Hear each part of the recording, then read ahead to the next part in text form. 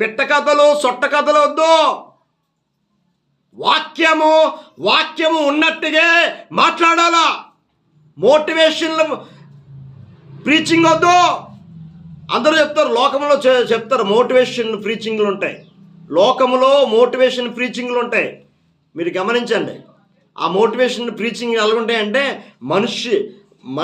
మనిషి హృదయాన్ని ఇలాగ మార్చేస్తుంది. ఆ మోటివేషన్ దేవుని ఆత్మతో, పరిశుద్ధాత్మ శక్తితో నింపబడిన ప్రతి క్రైస్తవుడు, దేవుని ఆత్మతో ఇది నింపబడితే ప్రతి క్రైస్తవుడు, ఇది పరలోకం నుంచి వచ్చిందే బోధ, ఇది